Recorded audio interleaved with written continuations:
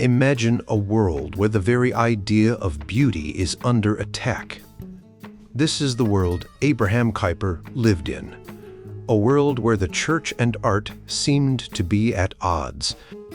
Kuyper, a Dutch theologian and statesman, saw this conflict as a deep-rooted misunderstanding that needed to be shattered. In the 1800s, many people believed that Calvinism, a branch of Protestant Christianity, was the enemy of art. They thought that Calvinists, followers of John Calvin, were too focused on God and too strict to appreciate the beauty of the world. This idea was so widespread that even well-meaning people thought Calvinism and art couldn't coexist. Kuyper knew this wasn't true, and he was determined to prove it. Kuyper started his fight against this prejudice at Princeton University, where he gave a series of lectures. He also wrote articles in a newspaper called De Standaard, and in 1888 he delivered a powerful speech titled Calvinism and Art at the Free University of Amsterdam. In this speech, he shared a story that highlighted the problem. A German writer had visited the Free University and was surprised to find a lecture on aesthetics, the study of beauty. This surprise showed that the idea of Calvinism being against art was still alive and well, even among educated people. Kuyper didn't just argue that Calvinism could coexist with art. He believed that Calvinism could actually enhance art. He pointed to the Dutch Golden Age, a time when Dutch art flourished, and argued that many of the great artists of that era were Calvinists. He even mentioned the poet Bijgerdiek, who he saw as a shining example of a Calvinist who created beautiful art. Kuyper was frustrated by the constant attacks on Calvinism, and he wrote, "This restless hostility towards the Calvinistic name." Kuyper's fight against this prejudice wasn't just about defending Calvinism. It was about showing that Calvinism could be a complete worldview, one that embraced every aspect of life, including art.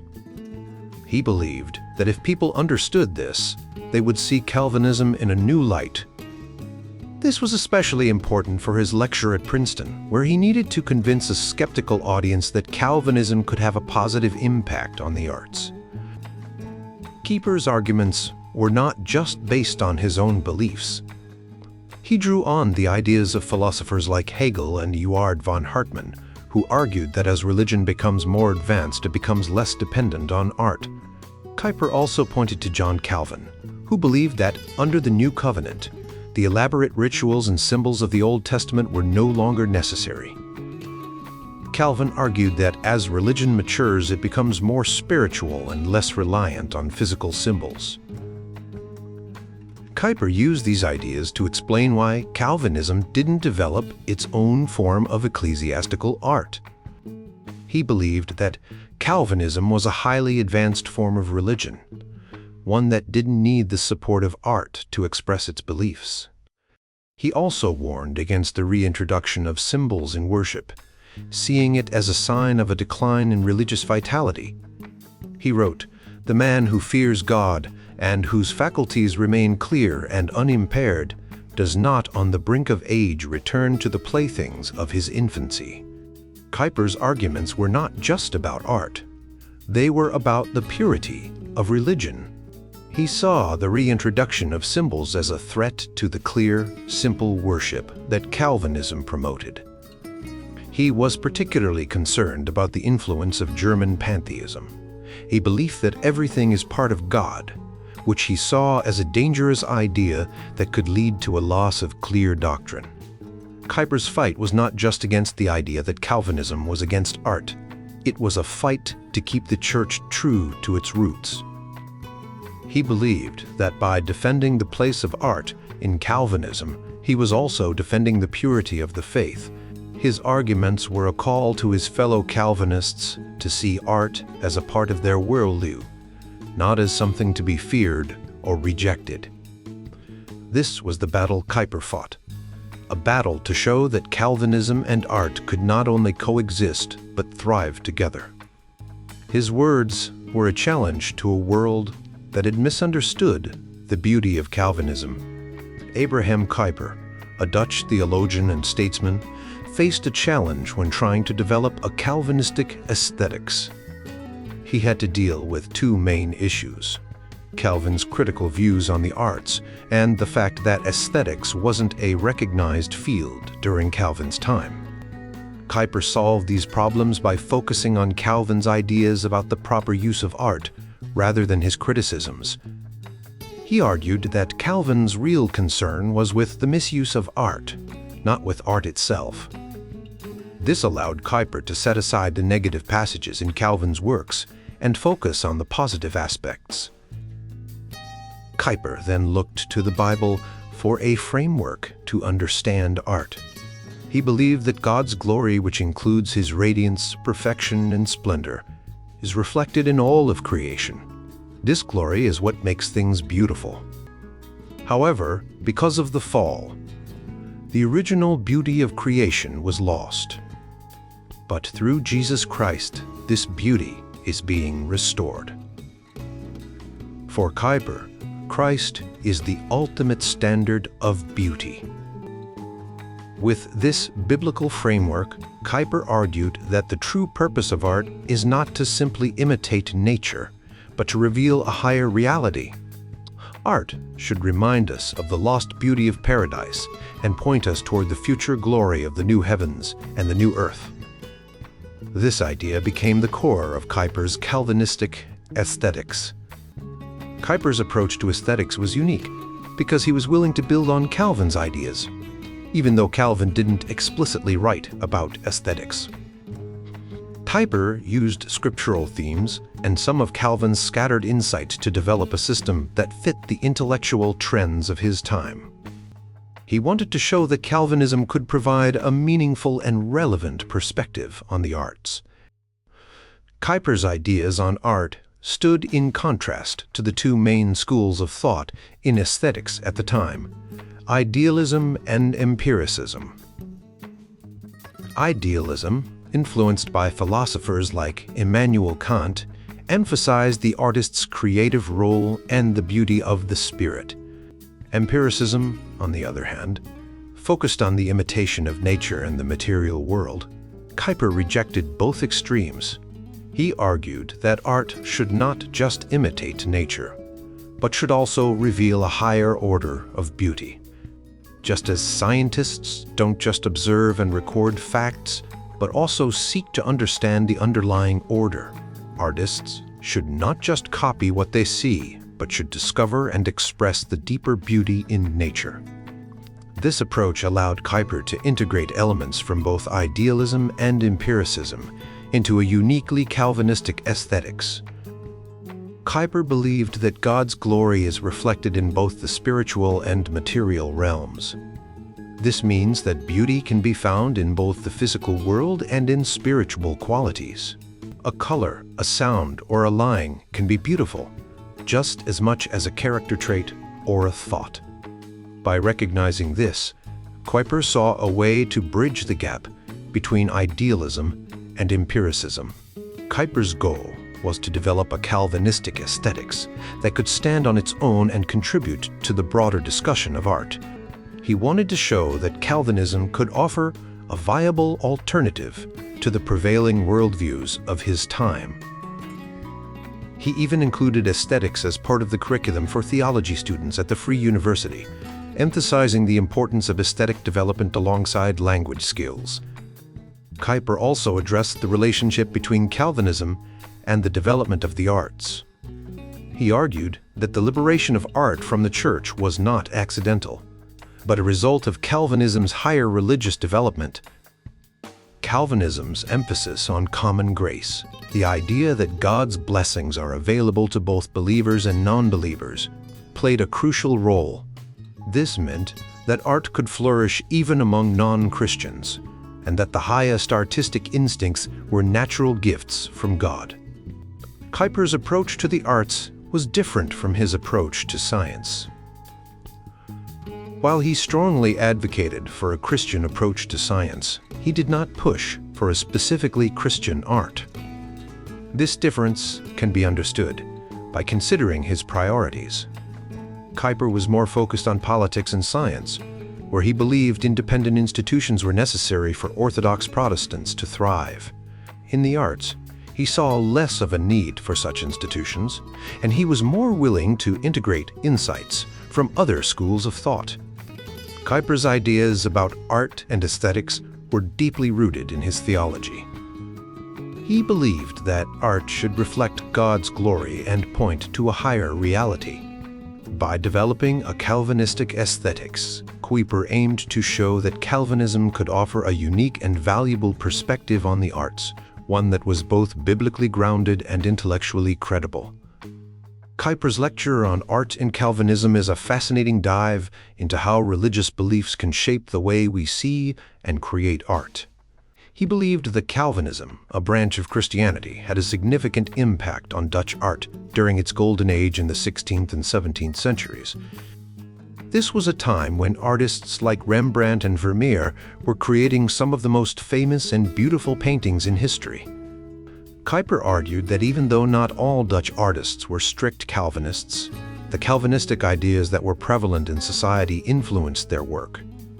One key idea was common grace, which means that God's goodness extends to everyone, not just those who are part of the church. This idea encouraged artists to focus on everyday life and the common people, rather than just religious figures. For example, instead of painting only saints and prophets, artists began to paint scenes of everyday life, like a woman pouring milk or a man reading a book. This shift in focus made the art more relatable and accessible to a wider audience. Another important concept was the idea of election, which is the belief that God chooses certain people for a special purpose. Kuyper suggested that this idea made artists see the beauty and importance in the lives of ordinary people. They began to portray the emotions and experiences of everyday individuals, showing that even the smallest and seemingly insignificant moments have value. Kuyper also talked about how the sufferings of Christ, which were traditionally depicted in art as the crucifixion, could be understood in a broader sense. He believed that Christ's suffering represented the struggles and hardships of all humanity. This idea is reflected in the way artists like Rembrandt used light and shadow, chiaroscuro, to capture the depth and complexity of human emotions and experiences. Kuyper's lecture was not just about art. It was also a way to challenge the negative stereotypes about Calvinism. He wanted to show that Calvinism was not just a rigid and narrow religious doctrine, but a worldview that could contribute positively to all aspects of life, including the arts. By highlighting the achievements of Dutch art, he aimed to demonstrate that a small, Calvinistic country could lead the world in cultural and artistic innovation. However, Kuyper's lecture had a strong nationalistic tone. He emphasized the worldwide influence of Dutch art and the role of Calvinism in this success. This nationalism is evident in his comments about the Dutch school's supremacy and its contributions to the world. He wanted to show that the Netherlands, despite being a small nation, had a significant impact on the world, not just in art but also in politics, science, and other areas. Kuyper's approach to art was more about religious and theological ideas than practical guidance for artists. He didn't provide specific rules or techniques for creating art, but rather focused on the broader principles that could inspire artists. For example, he believed that art should reflect the beauty of God's creation and the dignity of human life. While this might not have been very helpful for artists looking for practical advice, it did help to change the way people in Calvinistic circles viewed art. Instead of seeing art as something frivolous or even sinful, Kuyper's ideas encouraged a more positive and thoughtful engagement with the arts. Kuyper's lecture also reflects a tension in his thinking. On one hand, he emphasized the idea of common grace, which encourages engagement with the world and a broad, inclusive approach to art. On the other hand, he believed in the antithesis, which is the idea that there is a fundamental conflict between Christian and non-Christian worldviews. This tension sometimes made his arguments inconsistent, especially when comparing his lectures on art with those on science and politics. Despite these tensions, Kuyper's lecture on art was significant because it showed that Calvinism could have a positive and meaningful role in the arts. He argued that art should be free from political and ecclesiastical control, beautiful, and attentive to the significance of everyday life. These ideas, while not fully developed, laid the groundwork for later discussions about art and aesthetics within the Calvinistic tradition. Kuyper's goal was not just to win an argument about the past, but to inspire action for the future. He wanted his audience to see the potential of Calvinism to continue making a positive impact on the world. By highlighting the achievements of the past, he hoped to motivate people to carry forward the work of Calvinism in new and innovative ways. This vision of the future was less about predicting specific events and more about encouraging a proactive and engaged approach to life guided by Calvinistic principles. Kuyper's thoughts on the widespread malaise, decadence, and decline of the 1890s reflect a common mood of the time, often called the fin de siècle. This period was marked by a general sense of melancholy and the feeling that a great age was coming to a close. People felt tired, lethargic, and depressed, and there was a longing to escape from the current circumstances, either through death or by seeking pleasure in immoral ways. Kuyper described this malaise vividly. There are thousands upon thousands who would rather demolish and annihilate everything than continue to bear the burden of present conditions. Money, pleasure, and social power are the only things people chase after, and they become less and less picky about how they get them.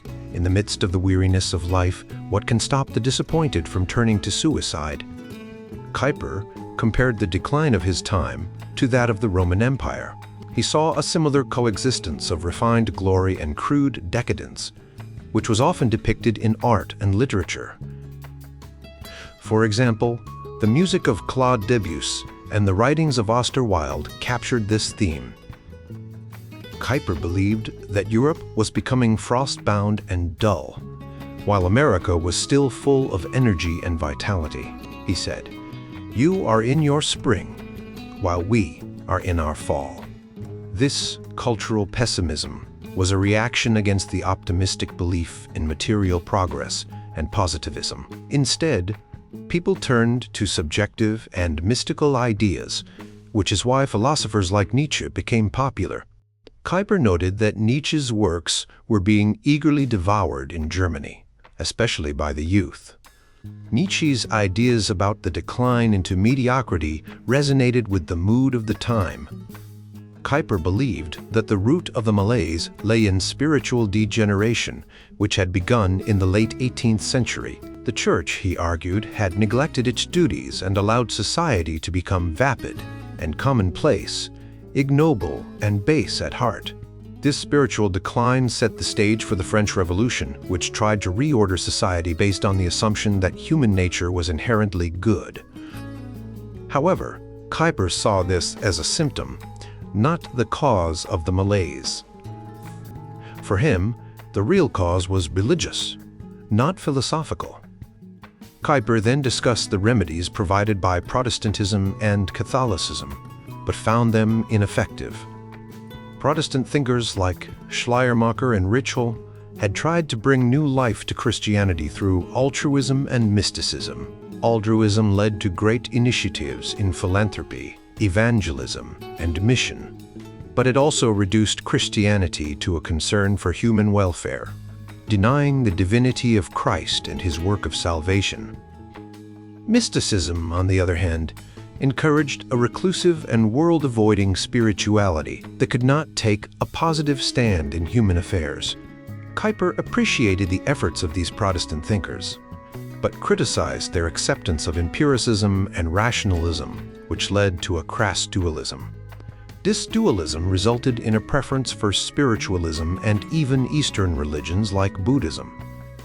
Despite their noble intentions, these trends could not reverse the spirit of the age. Roman Catholicism, while a valuable ally in the fight against atheism and pantheism, was also ineffective. Kuyper pointed out that countries dominated by Roman Catholicism, such as South America and Southern Europe, were in a pitiful state compared to Protestant-dominated regions. He argued that Roman Catholicism represented an older and lower stage of development in human history, while Protestantism, and specifically Calvinism, occupied a higher spiritual standpoint. Kuyper's evolutionary view of world history and religion influenced his argument. He believed that Calvinism was a more advanced and superior form of religion than Roman Catholicism. This was a common belief in the context of the increasing organization and institutionalization of both Protestant and Catholic communities in the Netherlands, which often led to competition and rivalry. Kuyper's critique of these ineffective remedies highlighted the need for a more comprehensive and consistent worldview. Without such a foundation, he believed, modern life would remain unstable and unable to overcome the suffocating effects of the malaise.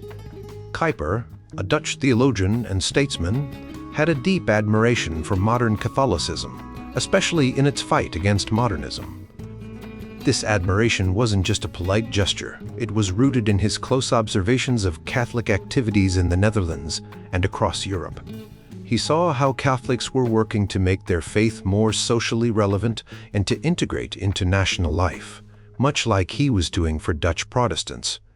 In England, Kuyper was particularly impressed by the efforts of Archbishops Nicholas Wiseman and Henry Manning. These leaders worked hard to make Roman Catholicism more socially aware and to bring English Catholics into the mainstream of national life. They focused on education as a key to achieving these goals, which resonated with Kuyper's own efforts for Dutch Protestants. Manning, in particular, was a strong supporter of Pope Leo XIII's social encyclicals, which emphasized the importance of using modern political and social structures to achieve Catholic objectives.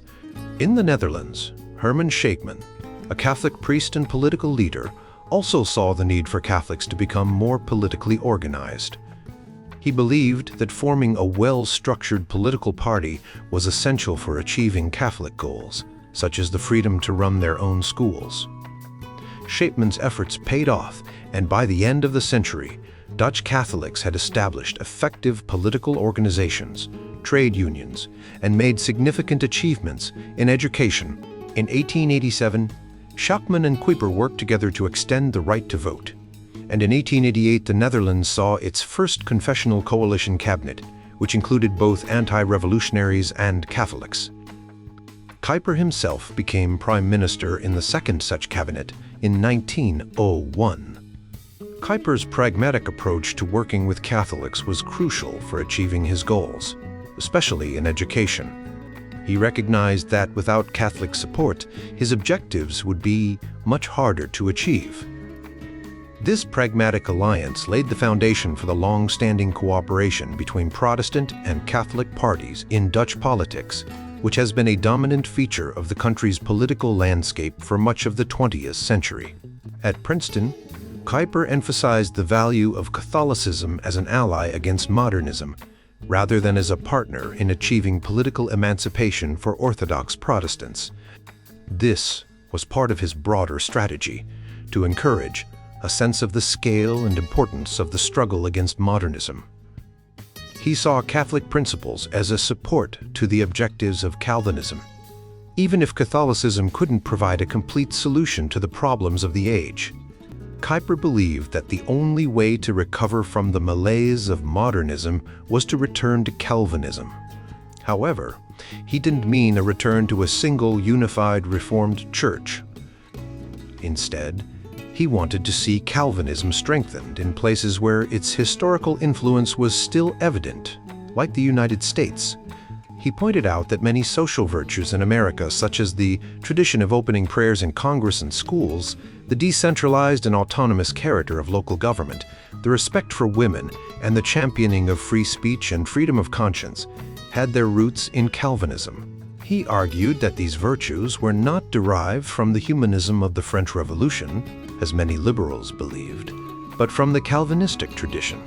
Kuyper also called for a thorough study of Calvinism's principles and the development of a coherent system of thought. He believed that Calvinism, which arose from life itself, had never been presented as a systematic whole. He advocated for both the biography and biology of Calvinism to be thoroughly investigated and thought out. This was not just an academic exercise. Kuyper wanted to see Calvinism gain more respect and credibility in the wider world, which would help facilitate its social and intellectual programs. Finally, Kuyper emphasized the need to develop the principles of Calvinism in a way that was relevant to modern consciousness, and to apply them to every aspect of life. This was a central theme in his work and a source of both support and criticism. Some conservative Protestants and modernistic theologians accused Kuyper of deviating from traditional Calvinism, but Kuyper argued that he was only applying Calvin's theology to new questions that had not been addressed in Calvin's time. He believed that a modern Calvinistic theory of knowledge was necessary to deal with the epistemological questions raised by Protestant philosophers since Kant. Kuyper's vision for Calvinism was not just about preserving the past, but about making it relevant to the present and the future. He saw Calvinism as a dynamic and living tradition that could address the challenges of modern society, provided it was studied, developed, and applied with care and intention. Abraham Kuyper, a Dutch theologian and statesman, had a lot to say about how Calvinism could be modernized and made relevant in the sciences and other areas of life. He believed that for Calvinism to stay relevant, it needed to be applied to all scientific disciplines. Kuyper thought that the principles of Calvinism should be used to evaluate the methods and theories in science. He was convinced that the principles used in modern science were often at odds with Calvinistic principles, and he wanted to change that. Kuyper also emphasized the importance of Calvinists being proud of their faith. He encouraged them to live out their beliefs in every aspect of their lives, from how they spoke to how they acted. He wanted Calvinists to be confident in their faith, even when others criticized or misunderstood it. Kuyper believed that Calvinism had historically been a great benefit to both the church and the world, and he wanted people to recognize this and be proud of it. One of Kuyper's main goals was to strengthen Calvinism where it already existed. He worked hard to promote Calvinism through his writing and political leadership in the Netherlands.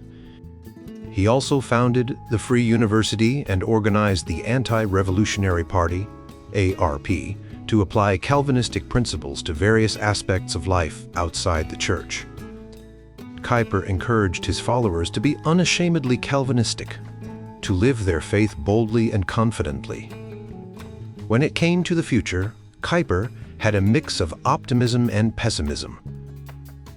On one hand, he was optimistic about the future of Calvinism itself. He believed that Calvinism was a powerful and dynamic force that could grow and thrive. He saw signs of this growth in the Netherlands, where Calvinism was becoming stronger and more influential. Kuyper was confident that Calvinism could continue to make a positive impact on society.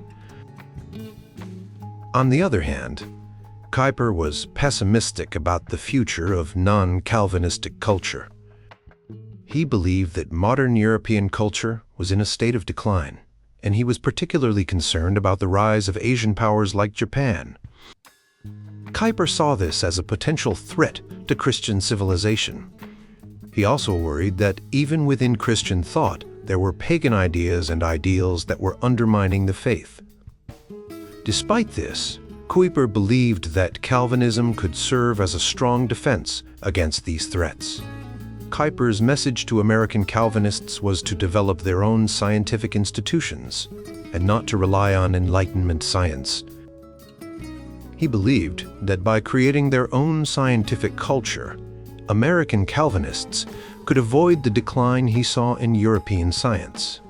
Kuyper was also very positive about the future of the United States. He thought that the United States, being a young and vibrant country founded on Calvinistic principles, had the potential to be a place where Calvinism could flourish and influence society in a positive way. Kuyper's vision of the future was complex. While he believed in the power and potential of Calvinism, he was also realistic about the challenges it faced. He encouraged Calvinists to be prepared and to remain faithful, even if the future was uncertain. Kuyper's message was one of both hope and caution, reflecting his deep faith and his awareness of the complexities of the world. Kuyper's final lecture showed how much he was influenced by the ideas and culture of his time. Even though he was critical of pessimism and its extreme forms like anarchism and nihilism, he couldn't help but be affected by the end-of-the-century mood. He even agreed with Nietzsche's despair about the times, and he painted a gloomy picture of the future of European culture. Kuyper was also interested in movements that had both intellectual and popular appeal, like the altruistic and mystical trends. He admired the developments in Roman Catholicism, seeing them as potential allies against the negative forces of his era. Kuyper's push to modernize and systematize Calvinism showed how he was influenced by the monistic thinking, common in 19th century theology. His idea that human and religious progress moved westward, eventually reaching Asia, reflected the evolutionary and heliotropic, sun-centered ideas of his time. Even the title of his lecture, which suggested that Calvinism had a vision of the future, showed his belief in progress. However, Kuyper was more focused on the present, and his lecture revealed that he was more concerned with current issues than with speculating about the future. When Kuyper's stone lectures were published, they received a mix of reactions in the United States. While some were highly enthusiastic, others were more critical. One of the most significant responses came from Benjamin B. Warfield, a prominent theologian at Princeton. Despite some differences in their views, Warfield was deeply impressed by Kuyper's lectures. He praised Kuyper's broad and forceful exposition of Calvinism, calling him one of our own prophets. Warfield even invited Kuyper to return to Princeton for the seminary's centenary celebrations. Warfield's admiration for Kuyper's work influenced his own understanding of Calvinism. In his writings, Warfield adopted many of Kuyper's ideas, such as the broad impact of Calvinism on society and culture, its roots in a specific religious consciousness, and its representation of the purest form of religion. Warfield also echoed Kuyper's belief that Calvinism offered the best prospects for the future of Christianity. This shows that Kuyper's influence extended beyond just the lectures and had a lasting impact on American theological thought. The reviews of Kuyper's lectures in American theological journals were generally positive. One review in the Presbyterian and Reformed Review praised Kuyper's presentation of Calvinism as a worldview that affected every aspect of life. The reviewer suggested that Kuyper's lectures could greatly benefit American Presbyterianism and even recommended that someone buy up an entire edition to distribute to young Reformed ministers. However, not all reviews were positive.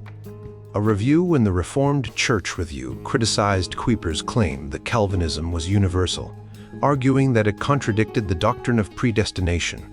Despite this criticism, the review highlighted the tension in Kuyper's thought between its universal and particular aspects.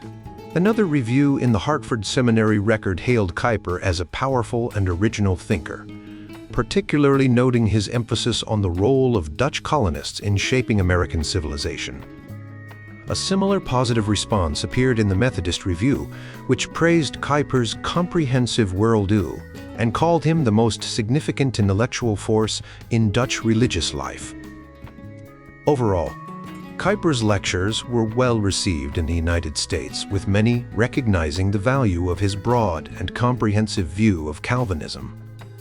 The positive reception, especially from influential figures like Warfield, suggests that Kuyper succeeded in communicating his message and making a lasting impact on American theological thought. Kuyper's efforts to modernize Calvinism, were driven by his desire to make it relevant to the social and intellectual challenges of his time. He believed that Calvinism, particularly Dutch Calvinism, was the reason the United States had become the greatest country in the world. This argument was designed to counter the criticism that Calvinism was outdated and culturally sterile. By linking Calvinism to America's success, Kuyper aimed to show that it was not only relevant but also superior to other ideologies, such as the humanism and liberalism of the French Revolution. Kuyper's vision of America was deeply rooted in the idea that Calvinism had a unique and positive influence on the development of American society. He saw Calvinism as a living, dynamic force that could adapt to changing times and continue to shape the future.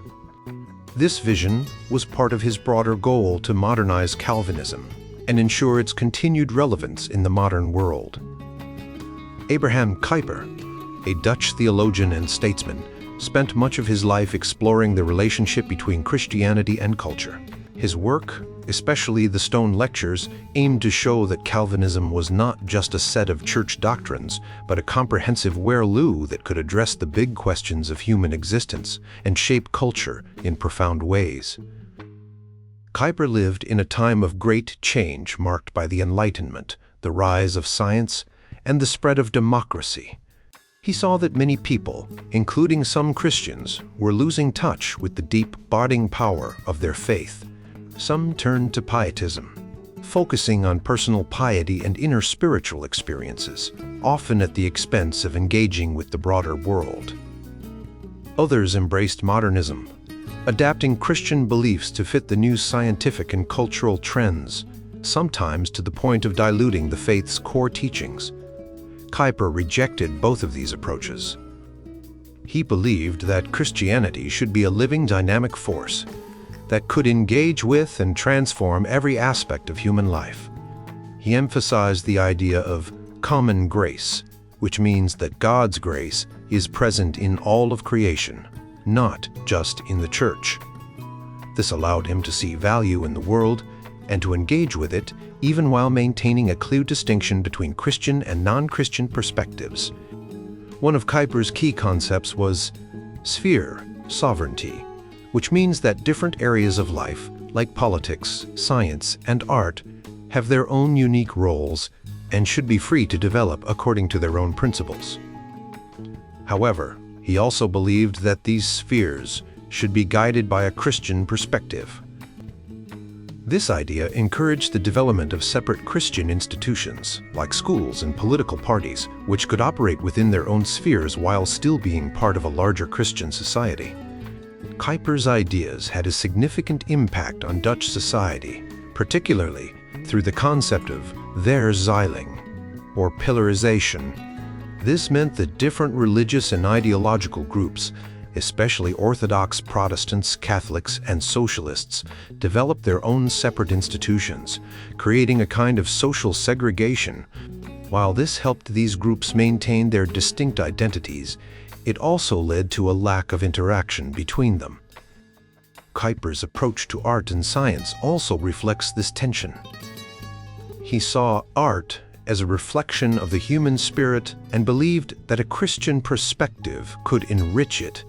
However, he was more cautious about science, seeing it as a field where Christian and non-Christian perspectives often clashed. He advocated for the development of Christian science, but this sometimes led to isolation from the broader scientific community. Despite these tensions, Kuyper's work was driven by a deep desire to show that Calvinism was not just a set of old doctrines, but a living, relevant faith that could address the challenges of modern life. He hoped to inspire a sense of pride and confidence among his followers, encouraging them to engage with the world and make a positive difference. In the end, Kuyper's legacy is a complex one. His ideas have influenced many areas of Dutch and global Christian thought, but they also raise important questions about the relationship between faith and culture. As we continue to grapple with these questions in our own time, Kuyper's work remains a valuable resource, offering both inspiration and caution as we seek to live out our faith in a diverse and changing world.